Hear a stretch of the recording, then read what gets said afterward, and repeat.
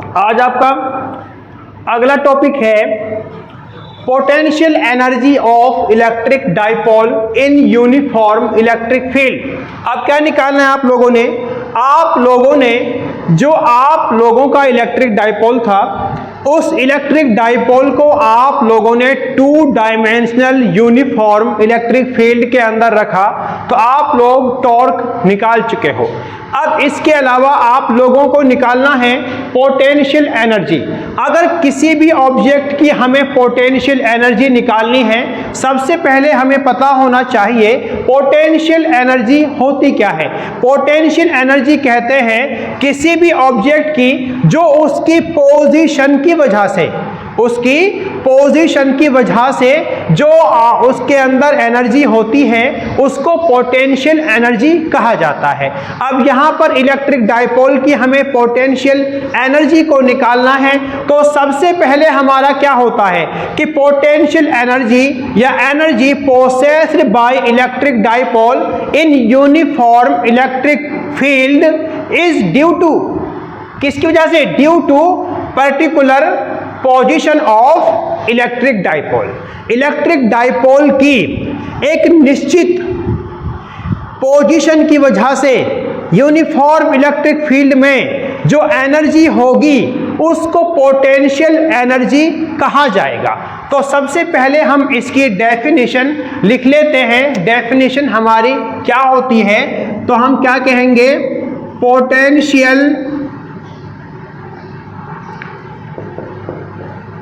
Potential energy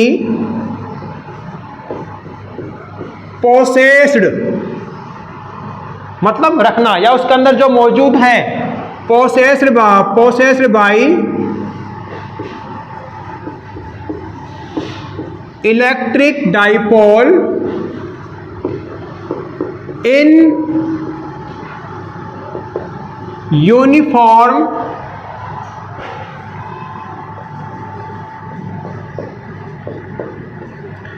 electric field is due to its particular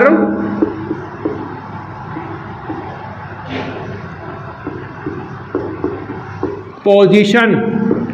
उसकी particular position की वजह से यूनिफॉर्म इलेक्ट्रिक फील्ड में जो एनर्जी होगी, उसके अंदर एनर्जी पाई जाएगी, उसको पोटेंशियल एनर्जी कहा जाता है। ठीक है।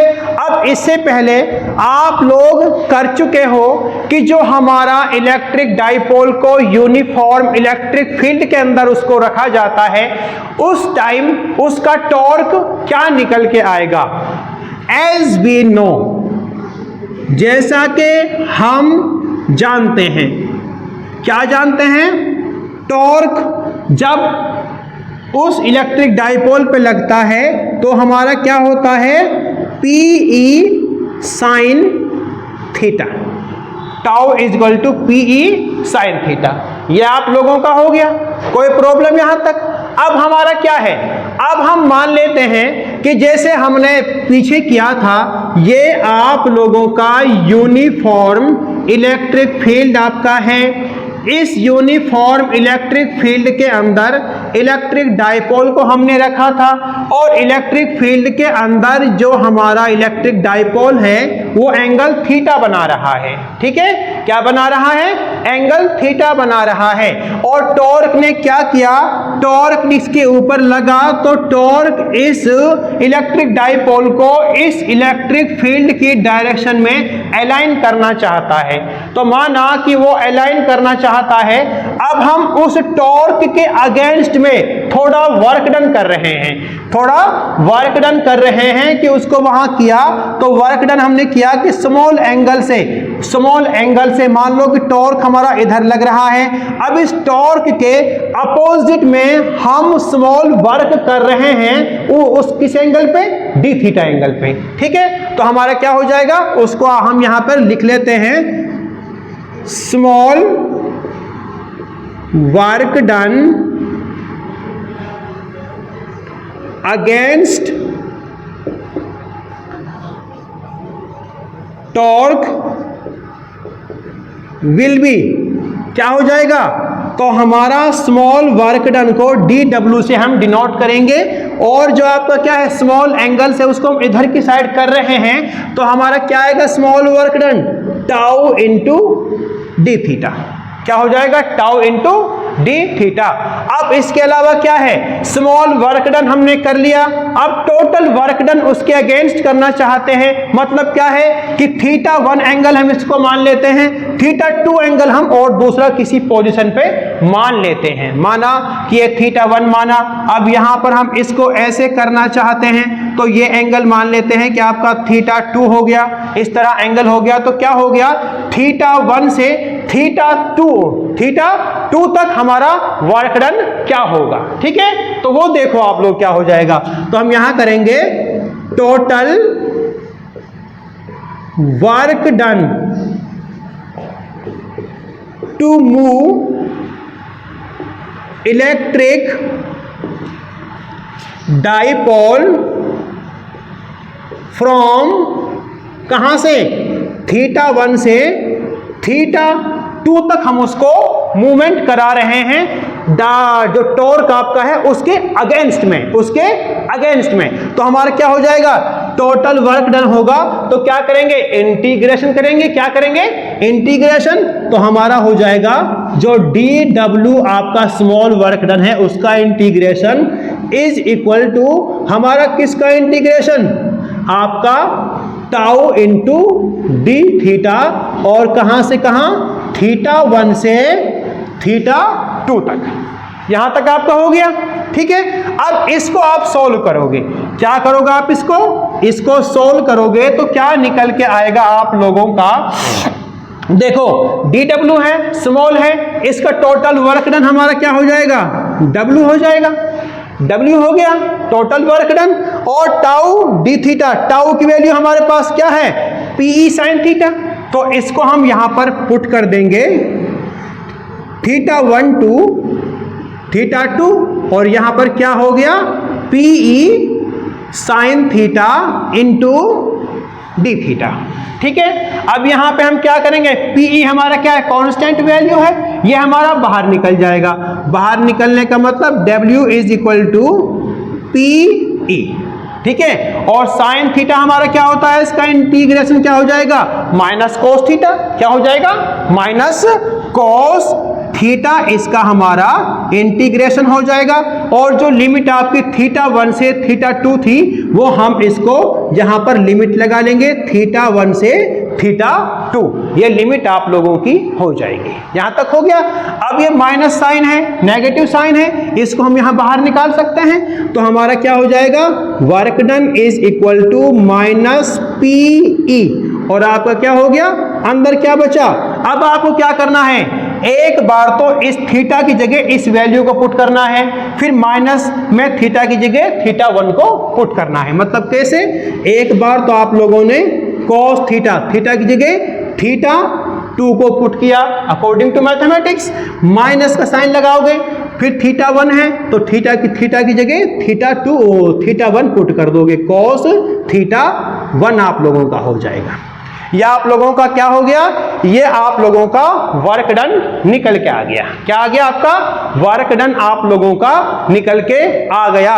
या इसको आप कह सकते हो कि वर्क डन जो हमारा होता है वो आपका इलेक्ट्रिक डाइपोल के अंदर पोटेंशियल एनर्जी के रूप में सेव होगा। क्या होगा, जो वर्क डन आप लोगों का है वो इलेक्ट्रिक डाइपोल के अंदर पोटेंशियल एनर्जी के रूप में सेव होगा। तो सेव होगा तो हम क्या कह सकते हैं, हम यहां पर लिख सकते हैं W work done is equal to potential energy, energy को हम कैपिटल U से डिनोट करते हैं, is equal to minus PE, आपका अंदर क्या बचा cos theta 2 minus cos theta 1।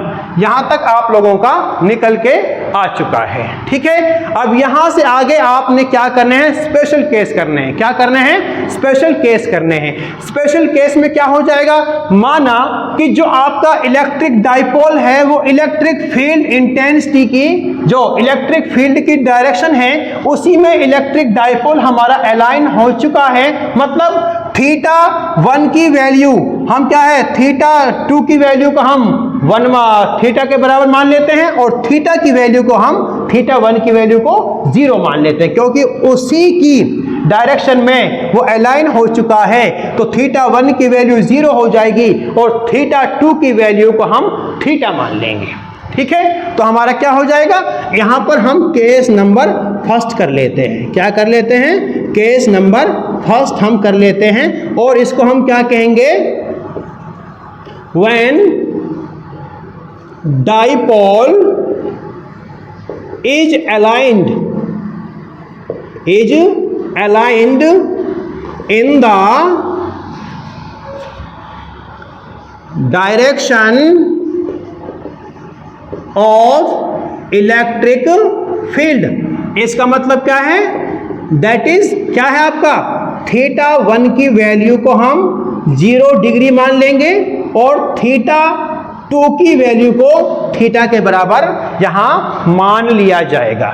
यहां तक समझ आ गया? Have you any problem? No problem. So let's go.